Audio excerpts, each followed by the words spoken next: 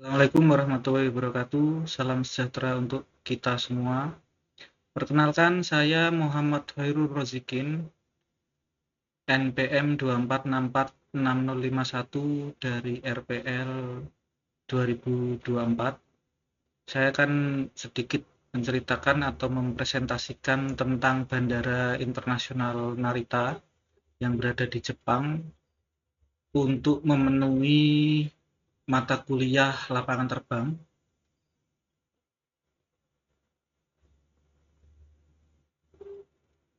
Dalam presentasi kali ini, saya akan memaparkan 3 poin utama.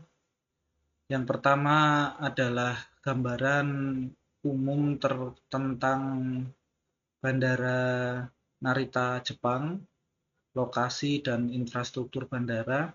Kemudian yang kedua tentang fasilitas bandara, operasi bandara dan statistiknya. Yang ketiga adalah tentang manajemen dan kelanjutan bandara seperti apa. Jadi seperti sistem drainase dan inisiatif Eco Airport. Yang pertama, lokasi dan gambaran umum.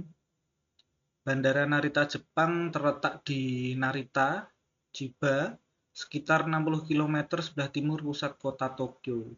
Salah satu dari 2 bandara internasional utama yang melayani Tokyo Raya. Peran vital sebagai penghubung transportasi udara dan darat untuk perdagangan, pariwisata, dan mobilitas manusia.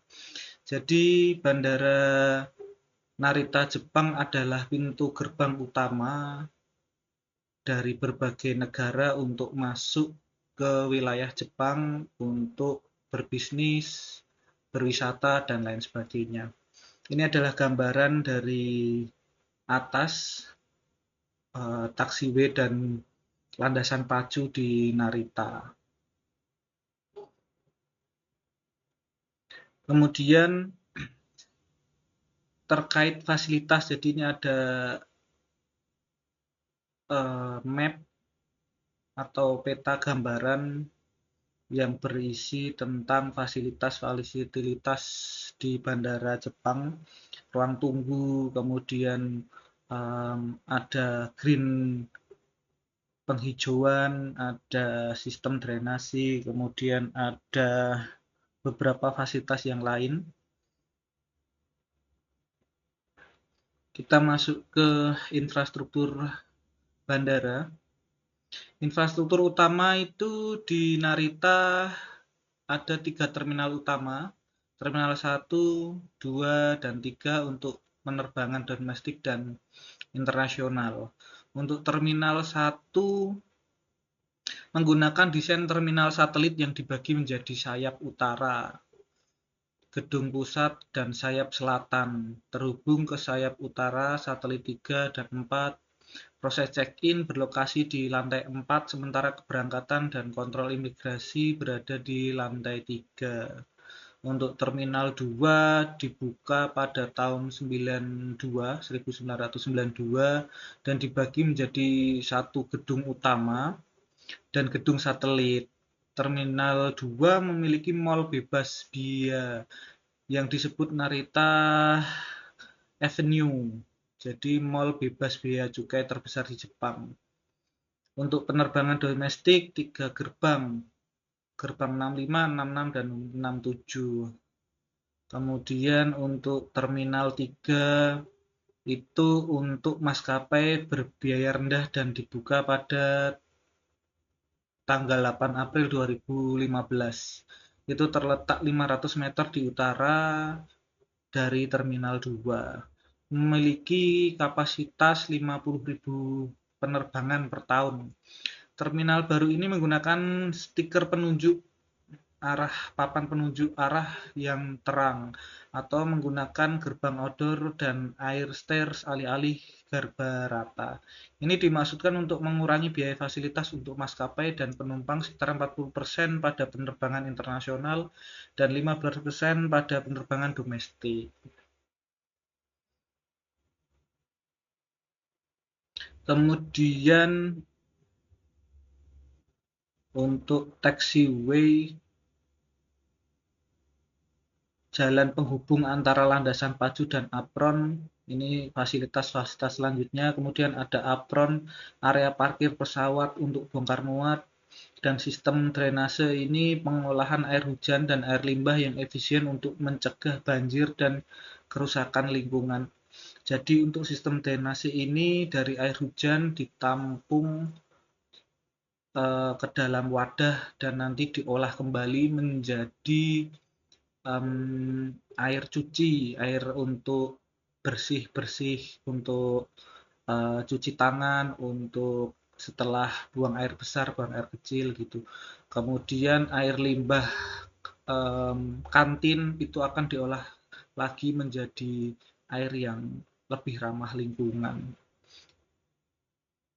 Untuk fasilitas dan pengalaman penumpang, terminal dilengkapi area belanja bebas pajak. Jadi tadi yang di Terminal 2 itu kita dibebaskan pajaknya, restoran dan ruang tunggu yang nyaman, transportasi antar terminal yang mudah, jadi untuk bus dan kereta api, terus kemudian mobil.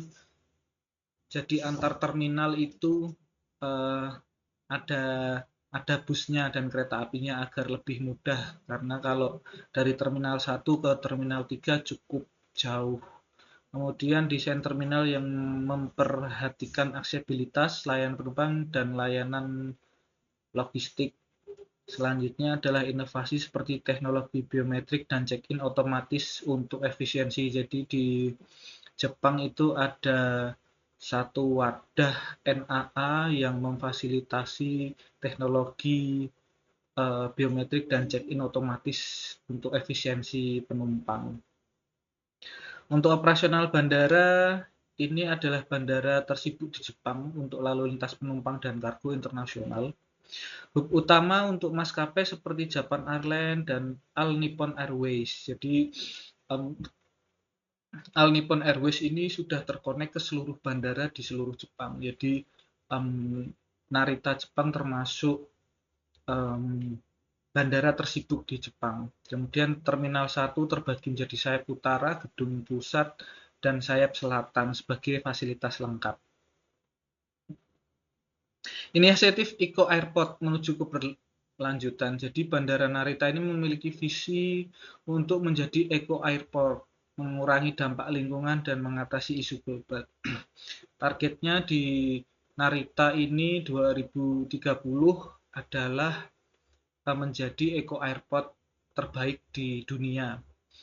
Salah satu poin-poinnya adalah pengurangan emisi. Target pengurangan emisi CO2 per penerbangan sebesar 30% pada tahun 2030. Ini adalah targetnya. Itu dimulai dari level 2015 dan sudah pernah evaluasi di tahun 2019.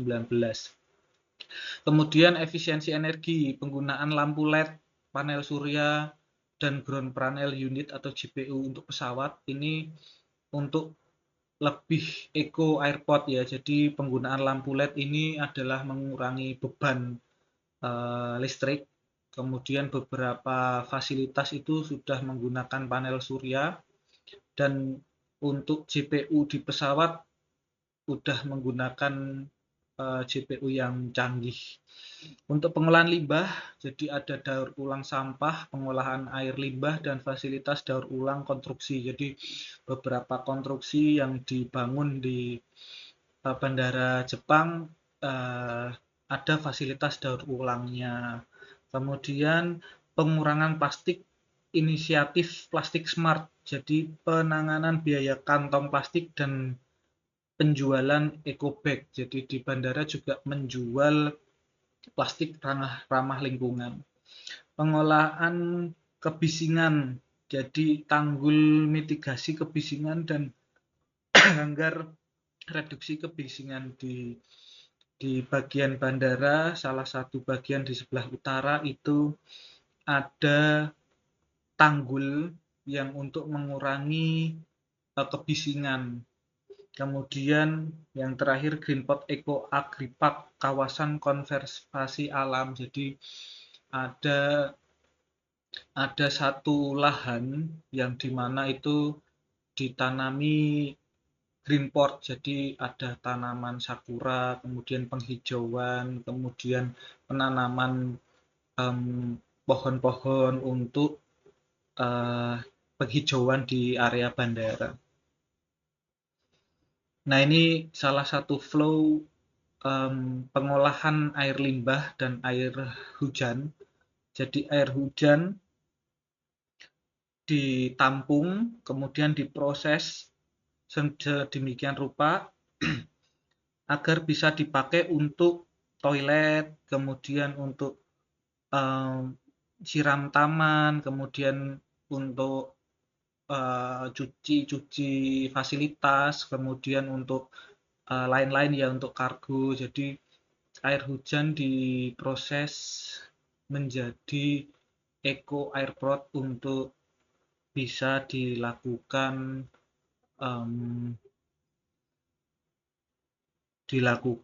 efisiensi terhadap penanganan air hujan.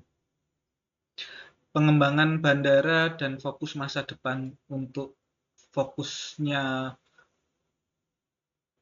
Narita Airport adalah rencana pengembangan bandara termasuk penambahan landasan pacu, kemudian pentingnya environmental impact statement untuk menilai dan mengurangi dampak lingkungan. Yang terakhir adalah fokus pada inovasi teknologi untuk efisiensi dan keamanan. Bandara Narita adalah bandara internasional penting dengan infrastruktur yang kompleks dan operasional yang efisien. Bandara ini berkomitmen pada keberlanjutan melalui berbagai inisiatif Eco Airport. Bandara Narita terus beradaptasi dengan tantangan global sambil tetap fokus pada pengembangan dan pelayanan yang baik. Sekian penjelasan dari saya. Bila ada salah kata, mohon maaf yang sebesar-besarnya. Wassalamualaikum warahmatullahi wabarakatuh.